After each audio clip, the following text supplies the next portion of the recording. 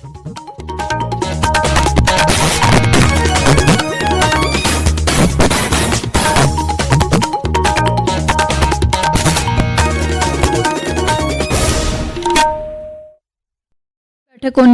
આગામી 26મી એપ્રિલે યોજાનાર ચૂંટણી માટે ઉમેદવારી પત્રોની આજે ચકાસણી થશે. જોકે જમ્મુ અને કાશ્મીરની બેઠક માટેના ઉમેદવારી પત્રોની ચકાસણી આવતીકાલે થશે. 26 એપ્રિલે યોજાનાર બીજા તબક્કાની ચૂંટણીમાં કેરળ લોકસભાની 22, કર્ણાટકની 14, રાજસ્થાનની 13, ઉત્તરપ્રદેશ અને મહારાષ્ટ્રની દરેકની 8, મધ્યપ્રદેશની 7, આસામ અને બિહાર દરેકની 5, પશ્ચિમ બંગાળ અને છત્તીસગઢમાં 3-3, જ્યારે મણિપુર, ત્રિપુરા અને જમ્મુ કાશ્મીર દરેકની 1 બેઠકની ચૂંટણી યોજાશે. મતગણતરી આગામી 4 જૂને હાથ ધરાશે. ચૂંટણી પંચ આજે સૌથી ઓછું મતદાન ધરાવતા ગુજરાત સહિત 11 રાજ્યોના મ્યુનિસિપલ કોર્પોરેશન કમિશનરો અને પસંદગીના જિલ્લા ચૂંટણી અધિકારીઓ સાથે બેઠક યોજશે. નવી દિલ્હીમાં યોજાનાર આ બેઠકમાં આગામી લોકસભા ચૂંટણીમાં મતદાનની ટકાવારી વધારવાના ઉપાયો પર ચર્ચા કરવામાં આવશે.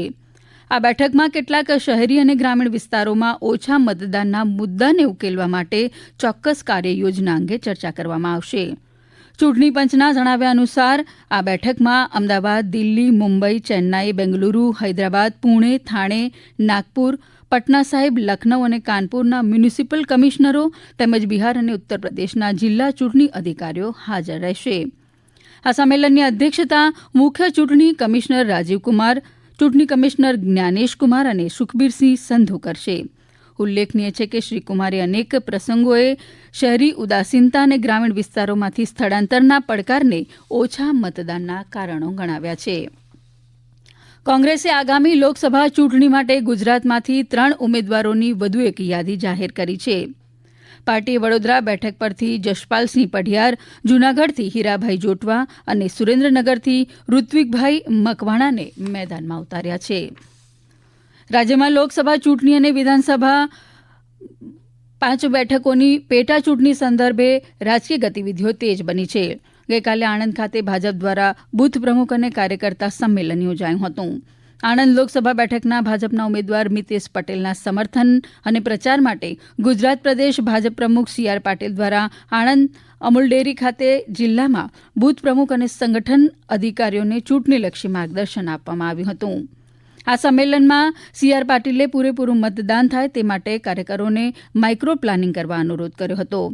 આ પ્રસંગે આણંદના સાંસદ અને ઉમેદવાર મિતેશ પટેલે પણ સંગઠનના સૌ હોદ્દેદારો તથા તમામ બૂથ પ્રમુખ સહિતના કાર્યકરોને જંગી બહુમતીથી જીત માટે કાર્ય કરવા હાકલ કરી હતી તથા આણંદ જિલ્લાને વિકાસના પથ પર લઈ જવા માટે થયેલા કાર્યો અને આગામી આયોજન અંગે તમામ મતદારોને વાકેફ કરવા જણાવ્યું હતું. દરમિયાન અખિલ ભારતીય મહિલા કોંગ્રેસના રાષ્ટ્રીય અધ્યક્ષ અલકા લાંબાજીએ ગુજરાત પ્રદેશ મહિલા કોંગ્રેસના કાર્યકારી અધ્યક્ષ તરીકે સુશ્રી ગીતાબેન પટેલની નિમણૂક કરી છે. નવનિયુક્ત કાર્યકારી અધ્યક્ષ સુશ્રી ગીતાબેન પટેલને સોંપાયેલ જવાબદારીને મહિલા કાર્યકરોએ આવકારી અભિનંદન પાઠવ્યા છે. રાજ્યના તમામ જિલ્લા ચૂંટણી અધિકારીઓ દ્વારા રાજકીય પક્ષોની હાજરીમાં ગઈકાલે ઈવીએમનું ફર્સ્ટ રેન્ડમાઇઝેશન હાથ ધરવામાં આવ્યું હતું અને રેન્ડમાઇઝડ ઈવીએમ જિલ્લા ચૂંટણી અધિકારીઓ દ્વારા મદદનીશ ચૂંટણી અધિકારીઓને સોંપવાની કામગીરી હાથ ધરાઈ હતી. વડોદરામાં લોકસભાની ચૂંટણી માટે જિલ્લા ચૂંટણી અધિકારી બિજલ શાહની ઉપસ્થિતિમાં ઈવીએમ અને વીવીપેટનું ફર્સ્ટ રેન્ડમાઇઝેશન કરવામાં આવ્યું. કોમ્પ્યુટરાઇઝડ રેન્ડમાઇઝેશન બાદ ઈવીએમ અને વીવીપેટની વિધાનસભા બેઠક દીઠ ફાળવણી શરૂ કરવામાં આવી. શહેર જિલ્લાના 10 વિધાનસભા મત વિભાગમાં કુલ 2552 મતદાન મથક માટે ફર્સ્ટ રેન્ડમાઇઝેશન દ્વારા ઈવીએમ અને વીવીપેટની ફાળવણી કરવામાં આવી. આ સમાચાર આપ આકાશવાણીના અમદાવાદ વડોદરા કેન્દ્ર પરથી સાંભળી રહ્યા છો. વધુ સમાચાર આપ અમારી વેબસાઇટ newsonair.gov.in/ગુજરાતી પર વાંચી શકશો. આજે નેશનલ મેરીટાઈમ ડે એટલે કે રાષ્ટ્રીય દરિયાઈ દિવસ છે. રાષ્ટ્રીય સમુદ્રી સપ્તાહની ઉજવણી અંતર્ગત રાજ્યપાલ આચાર્ય દેવવ્રતને ગઈકાલે મર્ચન્ટ નેવી ડેના લઘુધ્વજની પીન અર્પણ કરાઈ. 61માં રાષ્ટ્રીય સમુદ્રી સપ્તાહ અંતર્ગત નેશનલ મેરીટાઈમ ડેની ઉજવણીની પૂર્વ સંધ્યાએ વિવિધ સંસ્થાઓના પ્રતિનિધિઓએ રાજભવનમાં શ્રી દેવવ્રતને લઘુધ્વજની પીન અર્પણ કરી હતી. શ્રી દેવવ્રતે નેશનલ મેરીટાઈમ દિવસની શુભેચ્છાઓ પાઠવી હતી અને ભારતના આર્થિક વિકાસમાં સમુદ્રી વેપારના યોગદાન વિશે વિસ્તૃત જાણકારી મેળવી હતી. ઉલ્લેખનીય છે કે ભારતની સૌ પ્રથમ સ્વદેશી સ્ટીમશીપ SS લોયલ્ટીએ વર્ષ 1919માં 5મી એપ્રિલે મુંબઈથી લંડન સુધીની સૌપ્રથમ સફરની શરૂઆત કરી હતી. ભારતીય દરિયાઈ ઇતિહાસની આ ગૌરવશાળી ઘટનાની સ્મૃતિમાં 5મી એપ્રિલે રાષ્ટ્રીય દરિયાઈ દિવસની ઉજવણી કરવામાં આવે છે. દર વર્ષે દેશમાં 30 માર્ચથી 5 એપ્રિલ દરમિયાન રાષ્ટ્રીય સમુદ્રી સપ્તાહની ઉજવણી કરવામાં આવે છે. સામુદ્રિક ક્ષેત્રના વિકાસ અને દરિયાઈ સુરક્ષા સુદ્રઢ કરવાના ઉદ્દેશ્ય સાથે નેશનલ મેરીટાઈમ દિવસની ઉજવણી કરવામાં આવે છે. આ વર્ષે સુદ્રઢ શિપિંગ સંભાવનાઓ અને સમસ્યાઓની વિષયવસ્તુ સાથે સમુદ્રી વાણિજ્ય વિભાગ Kandla, Deendayal port authority Kandla, Gujarat maritime board, Adani port, special economic zone તથા ગુજરાતની સમુદ્રી પ્રશિક્ષણ સંસ્થાઓ દ્વારા સંયુક્ત રીતે નેશનલ મેરીટાઈમ દિવસની ઉજવણી થઈ રહી છે. આઈપીએલમાં અમદાવાદના નરેન્દ્ર મોદી સ્ટેડિયમ પર રમાયેલી મેચમાં ગઈકાલે પંજાબ કિંગ્સે ગુજરાત ટાઇટન્સને 3 વિકેટે હરાવ્યું છે. ગુજરાતે પ્રથમ બેટિંગ કરતા નિર્ધારિત ઓવરમાં 199 રન કર્યા હતા.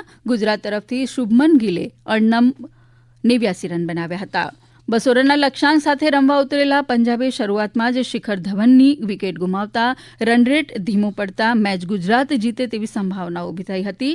પરંતુ પંજાબના શશાંક સિંહ અને આશુતોષ શર્માએ છેલ્લી ઓવરમાં વળતી લડત આપતા વેગીલી બેટિંગ કરી જીતની આશા જીવંત રાખી હતી. અત્યંત રોમાંચક મેચમાં પંજાબે છેલ્લી ઓવરમાં લક્ષ્યાંક પૂરો કરતા તેની જીત થઈ હતી. અમદાવાદમાં આજથી પોલો કપ સ્પર્ધાનો પ્રારંભ થશે. 7 એપ્રિલ સુધી યોજાનારા ટુર્નામેન્ટમાં 4 મહિલા ખેલાડી સહિત દેશ વિદેશના 40 જેટલા ખેલાડીઓ ભાગ લેશે. આ સ્પર્ધા દરમિયાન વિવિધ હોર્સ ઇવેન્ટ પણ યોજાશે. સુરત રેલવે સ્ટેશન પર નોન ઇન્ટરલોકિંગની ચાલી રહેલી કામગીરીને કારણે કેટલીક ટ્રેનો રદ કરાઈ છે. જે મુજબ આવતીકાલે ભુજ દાદર સયાજીનગર એક્સપ્રેસ વડોદરા સ્ટેશન પર અટકાવી દેવાશે. આ ટ્રેન વડોદરા દાદર વચ્ચે રદ રહેશે. 7 એપ્રિલે દાદર ભુજ સયાજીનગર એક્સપ્રેસ વડોદરાથી ઉપડશે. દાદર વડોદરા વચ્ચે રદ રહેશે. આ ઉપરાંત 7 એપ્રિલે અમદાવાદ મુંબઈ અમદાવાદ તેજસ એક્સપ્રેસ સંપૂર્ણપણે રદ રહેશે. ભારતીય તટરક્ષકના જવાનોએ ખંભાતના અખાતમાં દરિયાકાંઠેથી 50 કિલોમીટર દૂર પુષ્કરરાજ નામની ભારતીય માછીમારી બોટમાંથી ઇજાગ્રસ્ત અને 37 વર્ષના ગંભીર રીતે ઘાયલ માછીમારને સલામત રીતે હોસ્પિટલ પહોંચાડ્યો છે. પીપાવાવ ખાતેના તટરક્ષક દળના કેન્દ્રને ઇજાગ્રસ્ત માછીમાર અંગે માહિતી મળતા તટરક્ષક દળના જવાનોએ ઘટના સ્થળે પહોંચીને ડાબા પગમાં ફ્રેક્ચર થયેલા માછીમારને મેડિકલ ટીમ દ્વારા પ્રાથમિક સારવાર આપી હતી. ત્યાર પછી તેને સરકારી હોસ્પિટલમાં ખસેડીને સારવાર આપવામાં આવી રહી છે. રાજ્યના મોટાભાગના શહેરોમાં મહત્તમ તાપમાનમાં ઘટાડો થતાં ગરમીમાં રાહત મળી છે. ગઈકાલે રાજ્યના મોટાભાગના શહેરોમાં મહત્તમ તાપમાન 38 ડિગ્રી કે તેથી ઓછું નોંધાયું છે. સૌથી વધુ 39 ડિગ્રી સેલ્સિયસ મહત્તમ તાપમાન રાજકોટ ખાતે નોંધાયું હતું.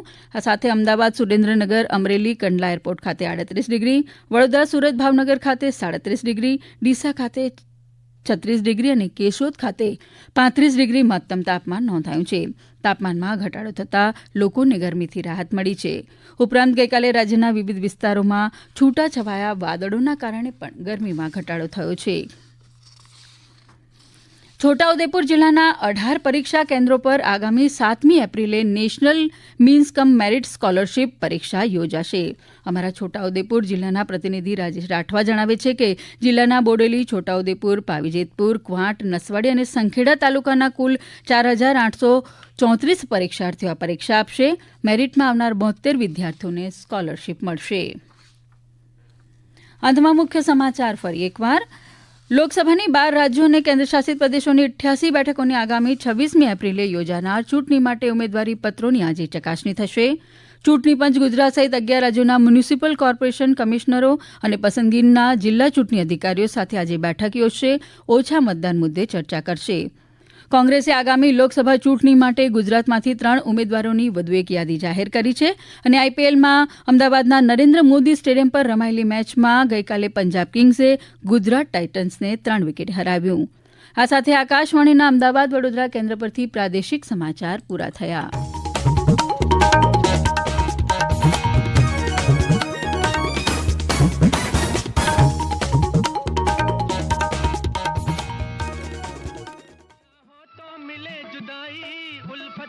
यही बुराई सब रंज भूल खिलता है फूल भंवरा जब मिलता है.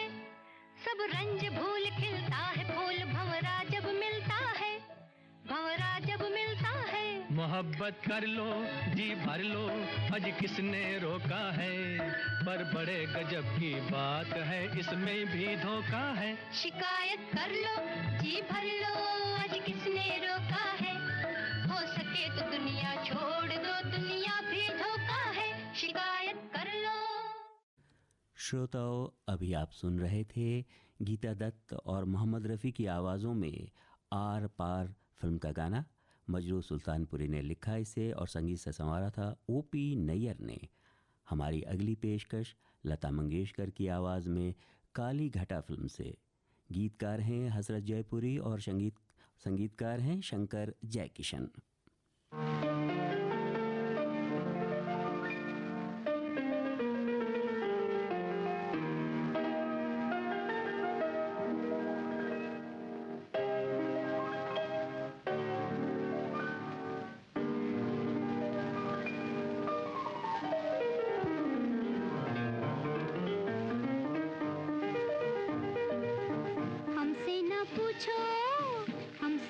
पूछो कोई प्यार क्या है, प्यार क्या है, पूछो बाहर से, पूछो बाहर से, हंस हंस के दिल देने में जीत क्या है, हार क्या है, पूछो बाहर से, पूछो बाहर से।